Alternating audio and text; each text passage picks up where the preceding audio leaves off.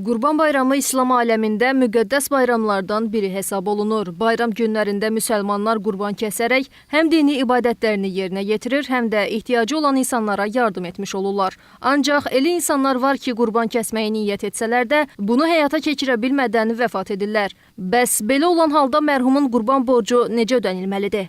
İslam dininə görə mükəlləf olan şəxsin boynuna düşən vacib ibadətlər vaxtında icra olunmalıdır. Buna əda deyilir. Əgər insan müxtəlif səbəblərdən vaxtında boynuna düşən ibadətləri yerinə yetirə bilməyibsə, sonradan onun qəzasını həyata keçirməlidir və yaxud da həyata keçirmədiyi bir ibadəti digər kateqoriyadan olan ibadətlə əvəzləmək mümkün deyil. Boynunda vacib qurban olan şəxsin sağ olsun və yaxud da vəfat etmiş fərq etməz, həmin borcu digər ibadət növləri ilə və yaxud da ehsan kimi digər əməllərlə yerini doldura bilməz. Maraqlıdır. Bəs övlad valideyni öldükdən sonra hansı müddətdə mərhum valideyninin qurban borcunu yerinə yetirməlidir? İlahiyyatçı bildirir ki, bunun şəriətdə xüsusi olaraq təsnifatı, qaydası və metodları var. Əgər insan nəzir etdiyi qurbanı müəyyən səbəbdən dolayı ki, niyyət edibdir, nəzir edibdir, kəsə bilməyib, vəfat edərsə, həmin şəxsin varisləri tərəfindən onun mirası bölünməmişdən əvvəl bu hesabdan çıxılmalıdır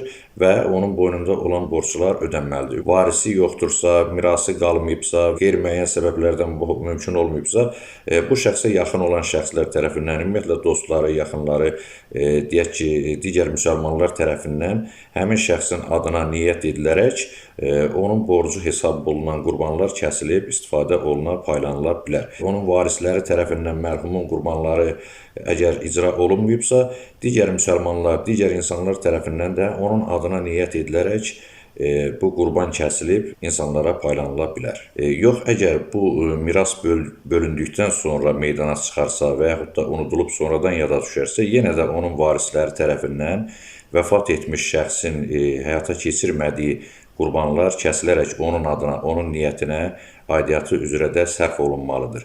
Beləliklə, dini qaydalara görə mərhumun qurban borcunun ödənməsi mümkündür. Sadəcə burada əsas məqam bu borcu dini tələblərə əsasən icra etməkdir. Allah etdiyiniz duaları, kəsdiyiniz qurbanları qəbul etsin. Aytən Verdiyeva, Rəbiyyə Əhmədova, APA TV.